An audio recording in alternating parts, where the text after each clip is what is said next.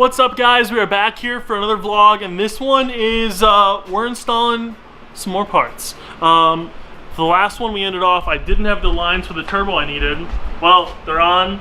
I did not film making the lines. It was just I just did it really quick. It only took me like 10-15 minutes to basically just this line came in. I just took the banjo fittings, this end of the water stuff, and just replaced it basically. So the turbo's in, turbo's bolted down, it's tight. I got the IC piping back hooked up. There's one thing left to do before we go to the dyno, and that is replace this manifold with an M50 manifold, which I have sitting right here. Just came in the mail today. So this M50 manifold is going to go in the car, and along with that is this KO Performance swap kit. So this has all the stuff that I need to swap that manifold into here. Now there's a couple things that I might have to like worry about. Is I do have, you know, some vacuum lines running into my S52 manifold because there's a couple more ports, so I might have to do some sort of vacuum block, or maybe just like drill and tap like an MPT and run vacuum in that way. So I got to figure a couple of things out that way. But other than that, since I don't run the oil separator thing that's usually underneath here, that's it makes the whole deal way easier. All it is basically pulling out the intake, putting the new intake in with some new lines that work with the existing idle control valve, and then you do have to make like a little modification bracket wise on the fuel rail to get it to bolt to the M50. But other than that, it's really simple. We're gonna run through that whole thing right now, so let's get into it. So saying that, the first thing we got to do is pull off the fuel rail, pull off the manifold, pull off this piping and the throttle body and stuff, because we're reusing the throttle body. So that's what we're going to do right now.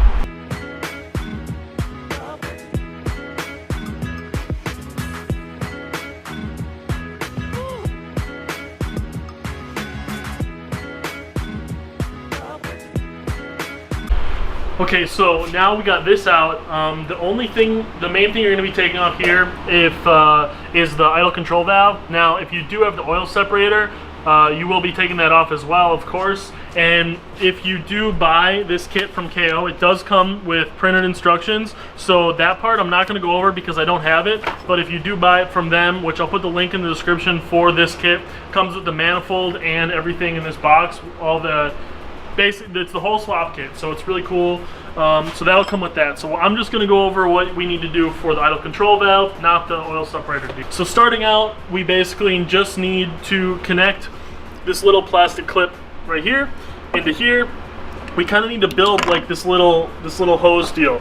So that's going to go into there. There's going to be a short hose, a T, and then we're going to use this red hose to kind of build this across. So I'm going to mock this all up and then show you guys where we're at. Okay, so what I've done here is take the idle control valve, pulled it out of the original intake. If you look, there's great stuff literally everywhere, because in forced induction, getting this to stay in here without popping out is one of the most difficult tasks. So I had like a hose clamp bracket rigged up so it like held it in really well. It worked well, so now we're going to use the same, because it's all OBD2, this on here.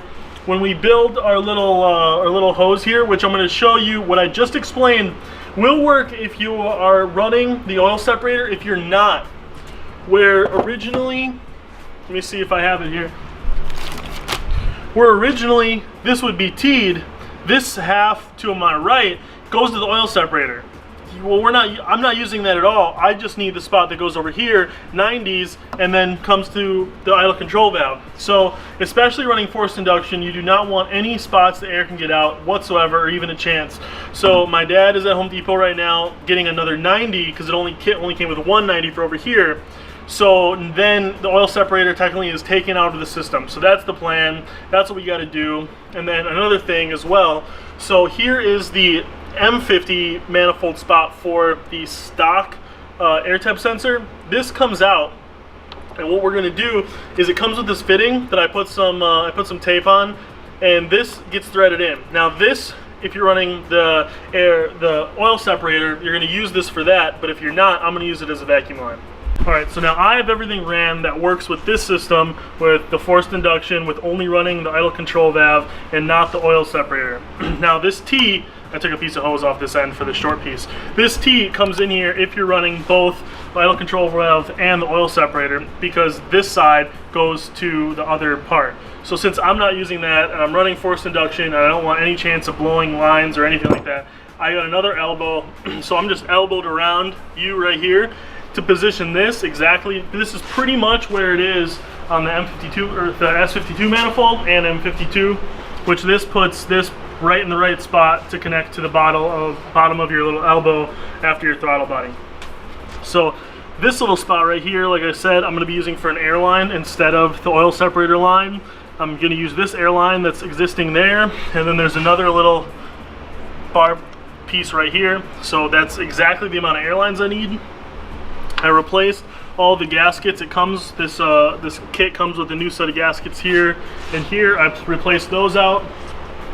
And the biggest thing is, so this is where the OBD1 air temp sensor that came out of where this little brass fitting is in now. The OBD2 sensor, the OBD2 air intake air temperature thing that goes in this little plastic hole right here doesn't have a home on here. Now in the instructions for this kit for non-forced induction, it tells you to basically put it in that rubber elbow that's right here. Just so I cut a hole, put this in and glue it in. But if you're turboed or supercharged or anything, you're literally gonna blow this right out. So still working on this. I might have to find a proper fitting for it and epoxy it in, but we'll get there. Now that this is put together, we have the oil control deal on, we have all the new gaskets and stuff. Now we can put this part on. What's up guys, it's Cory Talaska here, and this morning we're doing something pretty cool. We're going to national speed and the car is gonna run on the dyno. Originally the plan was to handle the car yesterday. We brought the car over there, they made a new downpipe, all the stuff. I've seen pictures, I haven't seen it in person yet. You're gonna see it with me. And they just didn't finish, they finished the car yesterday, but not in time for us to put it on the dyno as well. So I got the tune back from Jordan from Arcade Tunes, middle of the day yesterday.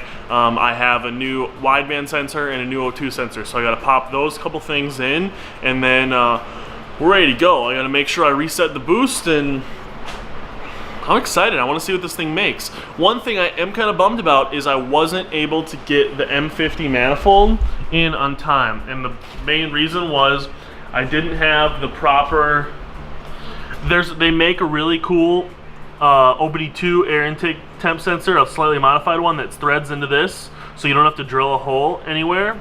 And then they also make I have to get another elbow because I'm not running the full oil separator, all that stuff. So it just wasn't, it was rushing to just throw the M50 manifold in. So we left the S52 one in. So we might lose a little bit of number on that, but we'll see. But let's go. Yo, we made some power. I'm so hyped. I'm really excited. I've very rarely seen my car move under its own power without me in it.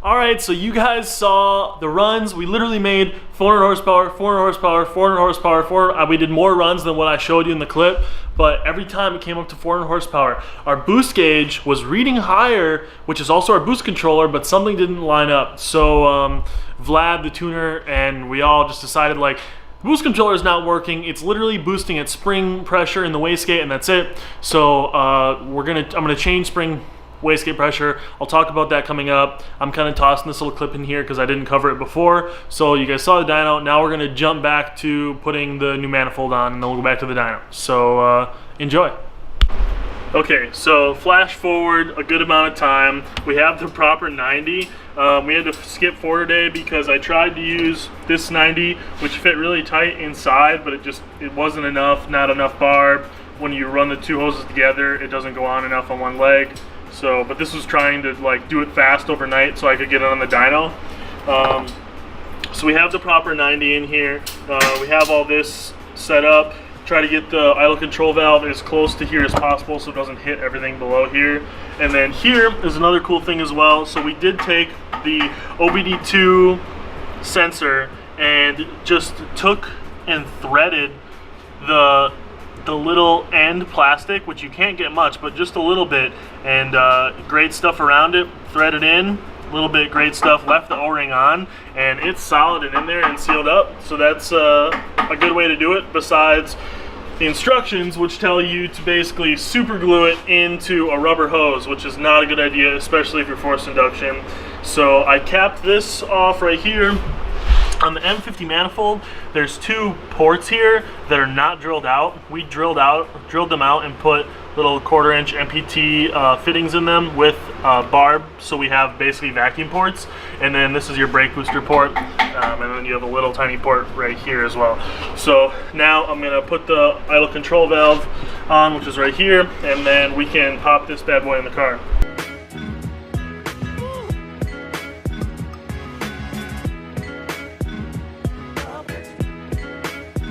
Okay, so the manifold is bolted in, bolts in exactly like the M52 or S52.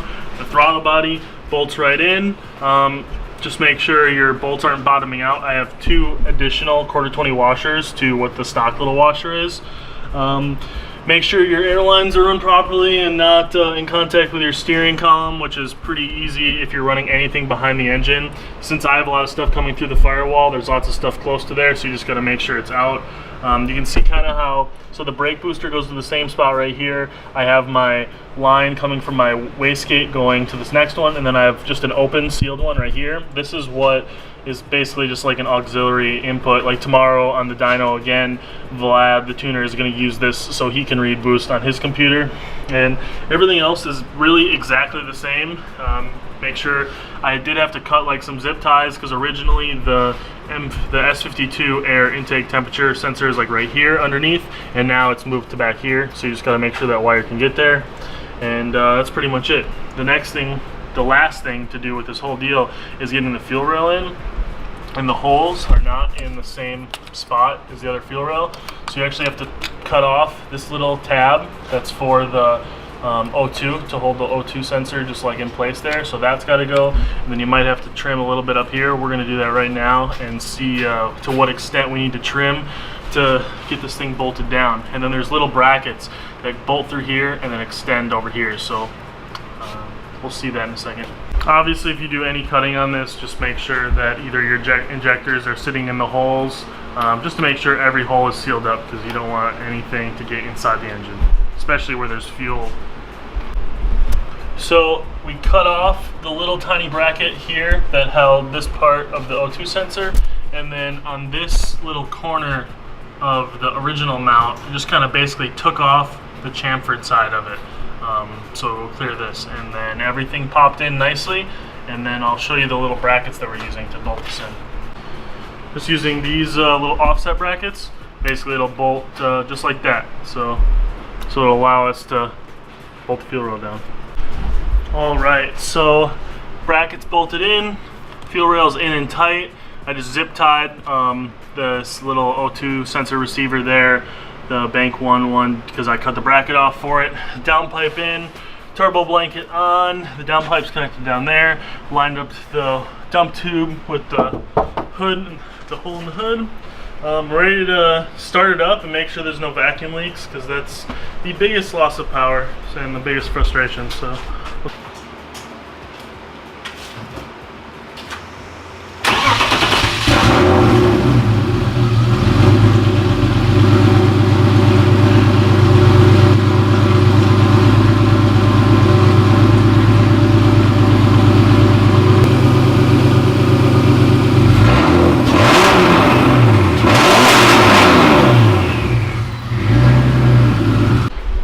So it runs, Vacuum pressure is perfect. It's actually even a little bit better on startup. It wasn't fully cold though. I drove it in here, so but there's no vacuum leaks. But we didn't put it under load and put boost to it. That's where you really find out if something's not as secure as it should be. So now everything is where it should be for me as far as tune-wise. I always had the S52 intake on, so I always ran a little bit more rich than I should because there was a lot less airflow. Now that we have the M50 intake on, now all air fuel should be right where it needs to be, which should also make a little bit more power because we're a little bit less rich, a little bit less fuel, a little bit more air. We'll dial in a bit more speed, so sweet. All right, so we are ready for Dyno Day round 2. I'm sorry this video might be kind of choppy and around because basically we started off showing you guys how to install an M50 manifold onto an OBD2 car, and then I didn't have what I needed to finish it, so we just kind of jumped to the dyno. We ran to the dyno. Our boost controller wasn't working. We were stuck at 14 psi. Actually, it was like 13. It was low psi, which was we didn't want to run, and basically all of our numbers, every single pull was straight up like 400 horsepower, 400 foot-pounds of torque. I have the papers. I'll like scan them and put them up on the screen. So that's where we're at with that. Obviously we want way more horsepower, so we got the new downpipe, we got the turbo. I changed springs in the wastegate to 17.4 psi, and disconnected the boost controller. So now the gauge is reading straight, just vacuum, just a gauge, not a controller at all. And the wastegate, with creep, I'm hoping to be around 19 to like 21 psi of boost. And the tuner at National Speed, who was like super cool, Vlad's a super nice guy, he was saying he, with displacement and everything, his guess is like 25 horsepower psi, which that would be sick because that would put us over 500, and that's where I want to be. That's the whole point of everything we're doing. We are going to get a little bit more power out of the intake as well, so I'm really happy to go straight like this, exactly how the car should be. So see you guys at the dyno tomorrow.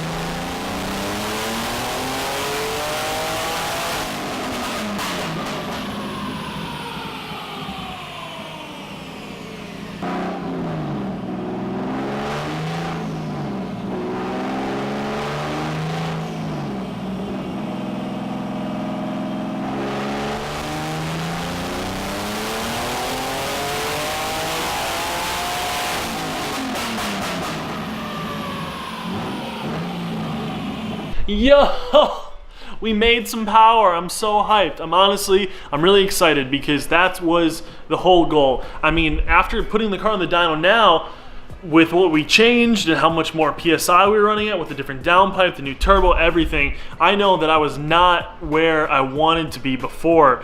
So that kind of explains a lot of my setup issues, you know, where I was feeling like the car had too much grip, when in reality the car probably was set up really nice for more power, and we didn't have it. So I'm really excited to go to the next event, which is Myrtle Beach, which will vlog and do a bunch of videoing and stuff for you guys, so that'll be cool. It's a lot more of a low key than the Pro-Am, so it's a lot more like less stress off my shoulders. So I'll make sure to just set up the GoPros and let them play, and we'll get some good footage of that. So I'm excited. I mean, the car feels totally different, like a whole new car. Every event we've gone to this year, the car, we changed something drastic. So, man, I'm really excited. So, but thank you guys for watching the video.